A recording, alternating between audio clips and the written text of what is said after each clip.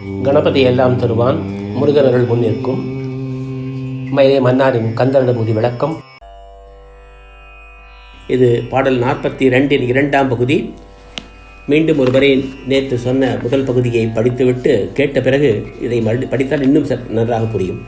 குறியை குறியாது குறித்தறியும் நெறியை தனிவேலை நிகழ்த்திடலும் செறிவற்றுலகோடுரை சிந்தையுமற்றறிவற்றறியாமையுமற்றதுவே.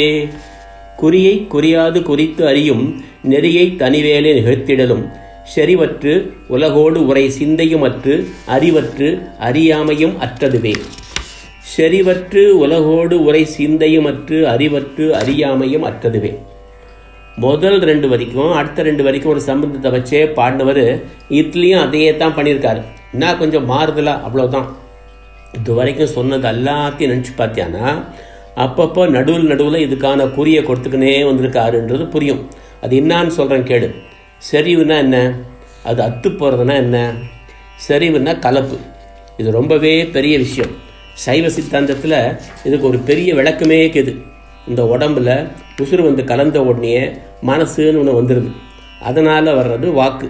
உடம்புன்னா காயம்.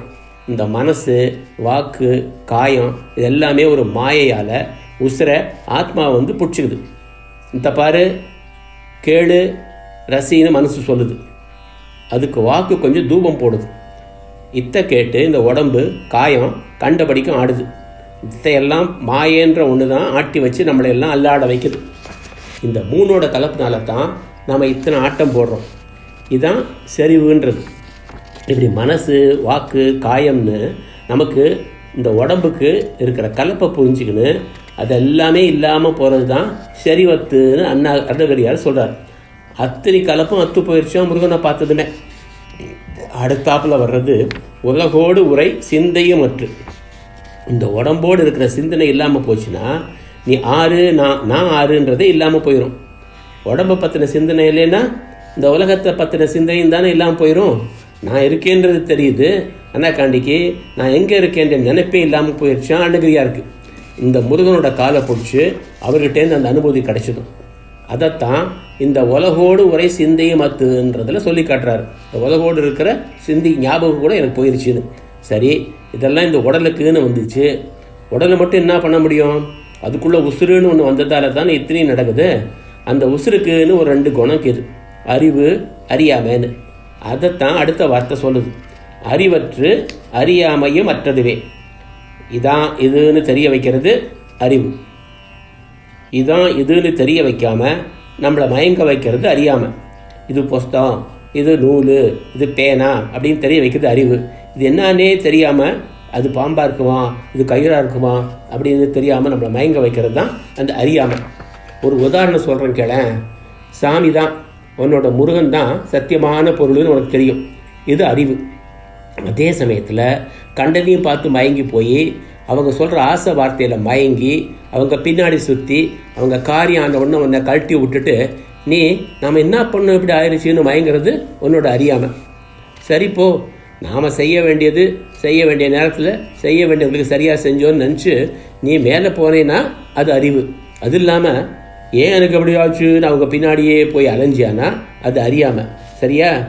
இந்த அனுபூதி நிலை வந்ததுமே அருணகிரியாருக்கு இந்த 2மே இல்லாமல் போயிடுச்சான். முருகன் ஒருத்தனே கதின்னு அவனை கெட்டியாக பிடிச்சிக்கினாரு.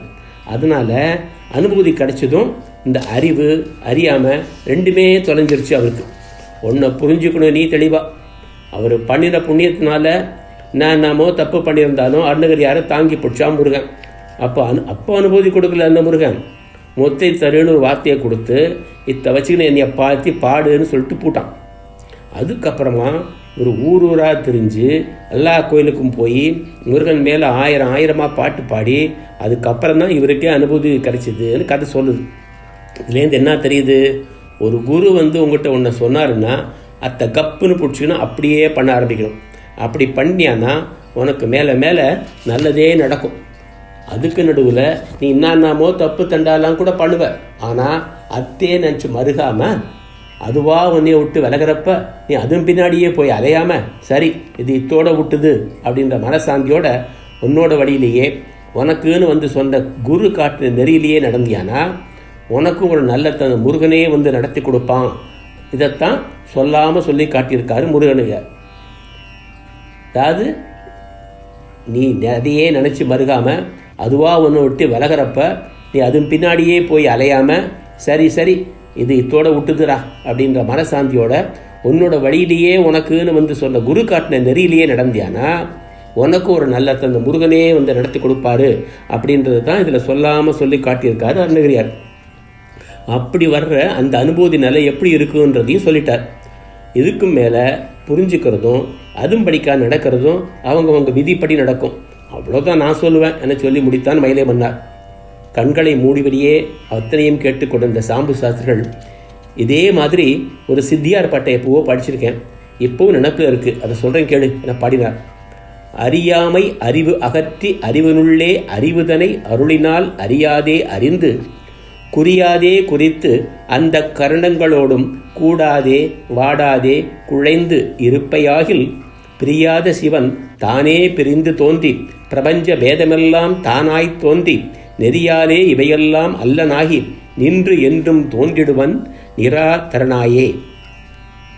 அதாவது அறியாமை அறிவு அகற்றி அறிவனுள்ளே அறிவுதனை அருளினால் அறியாதே அறிந்து குறியாதே குறித்து அந்த கரணங்களோடும் கூடாதே பாடாதே குழைந்து இருப்பையாகில் பிரியாத சிவன் தானே பிரிந்து தோன்றி பிரபஞ்ச பேதமெல்லாம் தானாய்த் தோன்றி நெறியாலே இவையெல்லாம் அல்லனாகி நின்று என்றும் தோன்றிடுவன் நிராதரனாயே. அப்படியே சொல்லிட்டீங்களே சாமி, இங்கே சிவன், அங்கே அருணிகாருக்கு முருகன், இன்னொருத்தருக்கு பெருமாள்.